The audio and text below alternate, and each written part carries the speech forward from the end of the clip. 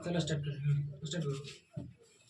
आज हम दिशाओं के बारे में अध्ययन करेंगे कि हम पॉलिटिकल मैप पर राजधानी यानी कौन राज्य कहाँ है, कौन देश कहाँ है, इसके बारे में समझने के लिए सबसे पहले पॉलिटिकल मैप पर हम दिशा को समझेंगे। उसके बाद हम इसमें आपको यह भारत का मानचित्र है जो पॉलिटिकल है। इस पॉलिटिकल मानचित्र में हम राज्य को और केंद्र शासित प्रदेश कहाँ पर है उसको हम भरने के लिए आपको बताएंगे कि कौन राज्य कहाँ पर है, नहीं है। आप मुझवनिए इसको देख के बता सकते हैं, लेकिन इससे पहले आपको इस मानचित्र में पूरब करने हैं, पश्चिम किधर है, उत्तर करने हैं, दक्षिण करने हैं। यानी सबसे पहले हम आपको दिशाओं के बारे में अध्ययन कराएंगे। अब ये दिशाओं के बारे में अध्ययन करते हैं तो हम समझते हैं कि दिशाओं की संख्या 10 है। दिशाओं की संख्या बाबू 10 है। अब ये 10 दिशा कौन कौन है? पूरब है, पश्चिम है, उत्तर, दक्षिण, दक्षिण पूरब, दक्षिण पश्चिम, उत्तर पूरब, उत्तर पश्चिम। एक है दिशा ऊपर और एक दिशा है नीचे। ये 10 दिशा को हमने जाना। उसके बाद अब यही 10 दिशा का इंग्लिश में भी तो लिखा हो सकता है। तो सीबीएसई वाला जो बच्चा होगा वो कहेगा कि सर खाली हिंदी में लिखे हैं। तो पूरब को इंग्लिश में ईस्ट बोलते हैं और इसका शॉर्ट फॉर्म ई होता है। पश्चिम को वेस्ट बोलते हैं, इसका शॉर्ट में हम डब्ल्यू लिखते हैं। उत्तर नॉर्थ एन, दक्षिण के लिए साउथ एस, दक्षिण पूरब साउथ ईस्ट एस ई, दक्षिण पश्चिम साउथ वेस्ट एस डब्ल्यू, उत्तर पूरब नॉर्थ ईस्ट एन ई, उत्तर पश्चिम नॉर्थ वेस्ट और इसका शॉर्ट में जो रहता है वह एन डब्ल्यू रहता है। 2 दिशा, एक है ऊपर, ऊपर के लिए अप का प्रयोग करते हैं, नीचे के लिए डाउन का प्रयोग करते हैं। यह आपको मानचित्र में नहीं आएगा। अब जो है हम आगे बढ़ते हैं। यह 10 दिशा को बांट दिया गया है। 4 इसमें से मुख्य दिशा होते हैं।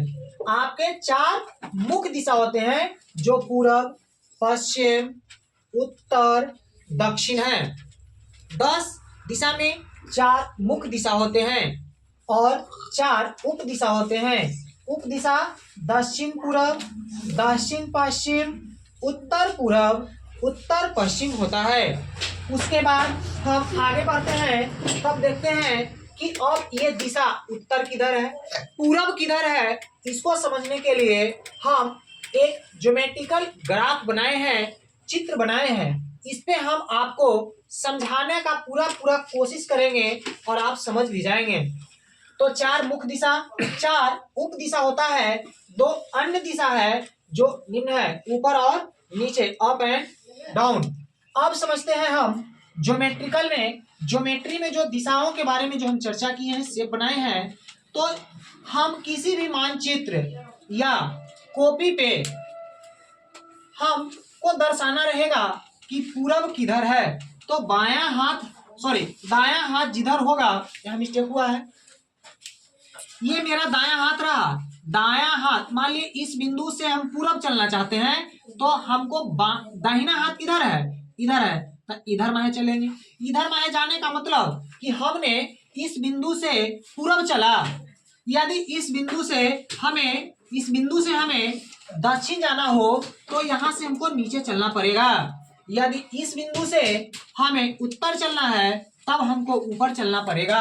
इस बिंदु से हमें पश्चिम चलना है तब बायां हाथ जने रहेगा, उन्हें माहे चलेंगे।